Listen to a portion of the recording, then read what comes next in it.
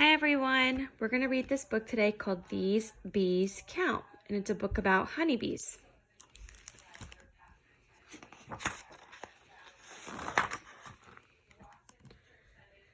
Mr. Tate's class loves taking field trips. Today, their bus went to a farm.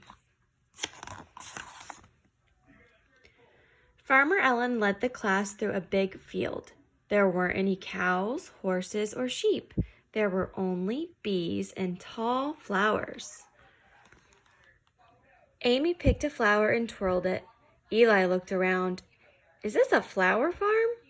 Farmer Ellen smiled. "No, but we grow lots of wildflowers." They walked through a grove of blossoming apple trees. "Is this a tree farm?" Natalie asked. "Trees grow here too," Farmer Ellen said, "but at the Busy Bee Farm, we farm bees and honey." "Honey tastes good," said Jake. Eli held on to Mr. Tate. "Bees sting." "Only when they're afraid or angry," said Farmer Ellen, "and beekeepers always dress for safety before visiting the hives." Farmer Ellen took everyone to a small shed. Mr. Tate helped give out beekeeper gear. The children pulled white jumpsuits over their clothes. Shin smoothed the net over her face. "Here comes the bride." "We look like astronauts," said Jake.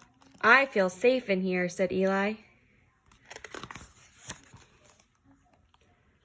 Farmer Ellen showed the class a field full of tall boxes. "Welcome to the bee yard. These are bee houses or apiaries. Honeybees live here in hives. Most fly out each day to work."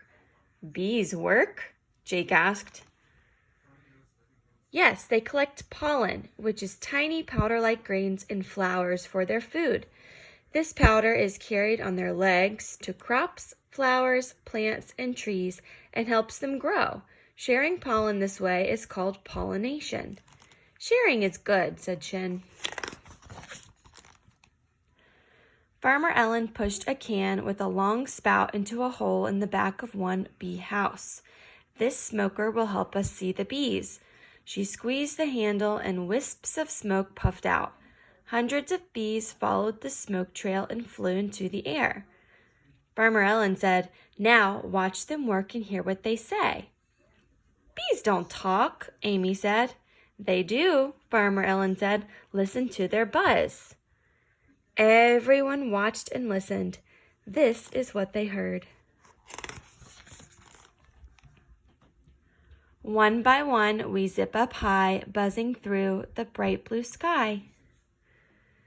We fly over 2 waving dandelions, inviting us to visit. We find 3 wild strawberries bursting with sweetness. 4 apple blossoms tickle us with soft petals. 5 poppies stretch tall, greeting us like best friends. We stop for a drink where 6 farmhands water a crop of raspberries. Bees sure get thirsty," Jake said.